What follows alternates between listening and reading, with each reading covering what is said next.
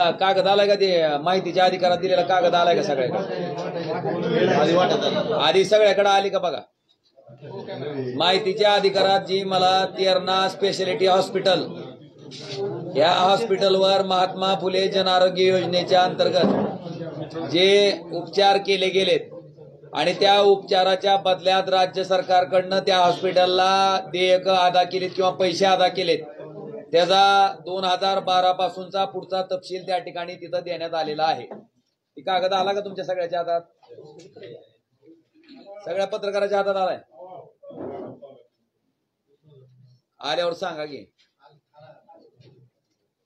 सर्वप्रथम या पत्रकार परिषदेच्या निमित्तानं या ठिकाणी उपस्थित असलेले सन्माननीय आमदार कैलासदादा, सन्माननीय राष्ट्रवादी काँग्रेस शरद पवार पक्षाचे जिल्हाध्यक्ष संजयदादा दुधगावकर साहेब, सन्माननीय जगदाळे साहेब, राष्ट्रवादी काँग्रेस शरद पवार पक्षाचे ज्येष्ठ नेते सन्माननीय मसूदभाई, सन्माननीय माजी नगराध्यक्ष नंदुराजे निंबाळकर, सतीशजी सोमानी आणि या पत्रकार परिषदेसाठी उपस्थित असलेल्या सर्व पत्रकार बांधवांचं मी पहिल्यांदा मनपूर्वक स्वागत करतो। आता सगळ्यात महत्त्वाचा प्रश्न असा आहे की मी त्या दिवशी जे काही सभेत बोललो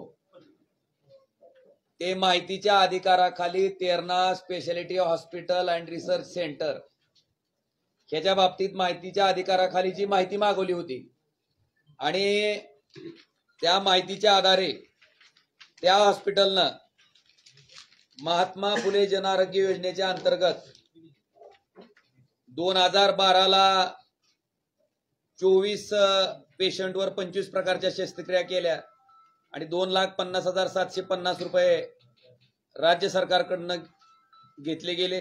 2013 ला 16 पेशंटवर 138 प्रकारच्या शस्त्रक्रिया किंवा अजून काय म्हणते ती क्रिया किंवा थेरपी जे काय केलं गेलंय ते त्याच्या बदल्यात 10,13,500 रुपये त्याच्याकडनं घेतले गेले राज्य सरकारकडनं आणि 2014 ला 9 पेशंटवर 80 प्रकारच्या शस्त्रक्रिया किंवा थेरपी हे केलं गेलं आणि त्याच्यातनं 11,32,500 रुपये घेतले गेले त्या वर्षात।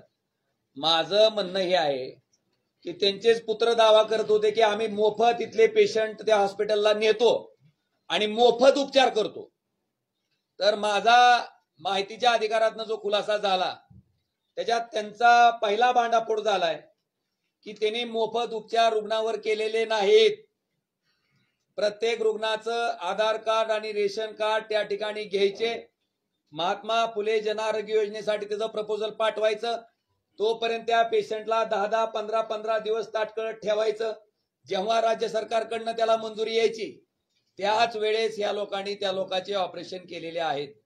आणि माझा मूळ मुद्दा हा आहे की ज्या 16 पेशंटवर 138 प्रकारच्या शस्त्रक्रिया किंवा थेरपीज केल्यात ते जाहीर करावं। समजा रुग्णावर उपचार केलं ते जाहीर करण्यात काय कारण, म्हणजे अडचण काय असायचं कारण आहे?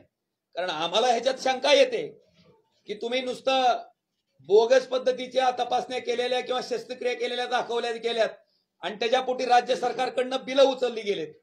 कारण 2013 ला 16 पेशंटवर 138 आणि 2014 ला 9 पेशंटवर 80।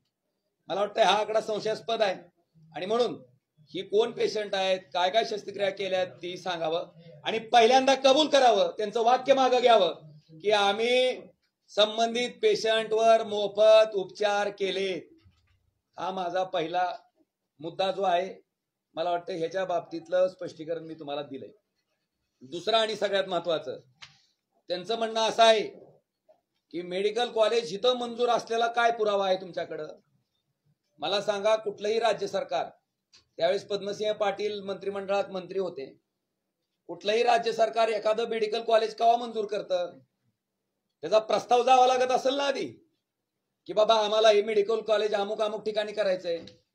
मग त्यावेळेस मंत्री असणारे पद्मसिंह पाटील जर धाराशिव मधनं निवडून येत असतील तर धाराशिव जागेचा प्रस्ताव देणं अपेक्षित होतं त्या मेडिकल कॉलेजसाठी। पण धाराशिवच्या लोकांवर अन्याय करून, धाराशिवच्या लोकांना तोंडाला पानं पुसून, धाराशिवला गरज असताना मुंबईतल्या नेरूळ या ठिकाणच्या जागेचा प्रस्ताव मेडिकल कॉलेजसाठी का दिला गेला 1983 ला? तुम्ही मंत्री आहेत, मंत्रिमंडळातले सदस्य आहेत, तुमचा अधिकार आहे, तुम्ही तुमच्या मतदारसंघाचा विचार करणं अपेक्षित होतं. असं असताना तुम्ही नेरूळचा प्रस्ताव का दिला? आणि तुम्ही प्रस्ताव दिल्यावरच राज्य सरकारनं मंजुरी दिली असेल ना. राज्य सरकार आलं तुम्हाला मुंबईतच घ्या म्हणून मागं लागलं होतं. काय बी करा मुंबईतच घ्या असं म्हणून मागं लागलं होतं का? आणि मला वाटतंय हे पहिला सगळ्यात मोठा गोंधळ त्या ठिकाणी घातला गेलाय की कॉलेज धाराशिवला न करता मुंबईच्या नेरूळ या ठिकाणी केलं गेलं. तिथं ते रिसर्च हॉस्पिटल नावानं आता मोठं हॉस्पिटल काढलं गेलंय. माझा सर्वसामान्य नागरिकाला हा प्रश्न आहे की धाराशिवला त्या दवाखान्याची गरज अधिकची होती का नेरूळ मुंबईतल्या लोकांना अधिकची होती? का धाराशिव भाग सदन आहे का मुंबईपेक्षा? धाराशिव मधल्या लोकांना इलाज करायचा असेल तर इथं भरपूर वैद्यकीय सुविधा उपलब्ध आहेत का? मला वाटतं हा सवाल आहे. आणि सगळ्यात महत्वाचं, तेरणा पब्लिक चॅरिटेबल ट्रस्ट हा ट्रस्ट जो रजिस्टर्ड झालाय, हा ट्रस्ट रजिस्टर्ड झालाय तेरणा नगरला. या ट्रस्टचा काय उद्देश आहे ह्याची कॉपी मी तुम्हाला देतो की ग्रामीण भागामध्ये वैद्यकीय सोयी सुविधा उपलब्ध करणं, शेतकऱ्याचा आर्थिक स्तर उंचवण्यासाठी शेतीमध्ये नवीन तंत्रज्ञान आणणं, त्याचे प्रयोग करणं आणि शेतकऱ्याची उन्नती साधणं. काय तेरणा पब्लिक चॅरिटेबल ट्रस्टनं शेतकऱ्याची उन्नती साधली आणि मेडिकल फॅसिलिटी ग्रामीण भागात तयार करा म्हणते. मग नेरूळ मुंबई मधला भाग हा काही ग्रामीण भाग आहे का? मग तिकडं का कॉलेज केलं गेलं? धाराशिव मध्ये 83ला कॉलेज झालं असतं, धाराशिवला हॉस्पिटल झालं असतं तर त्याचा लाभ त्याचा फायदा धाराशिवच्या लोकांना झाला नसता का?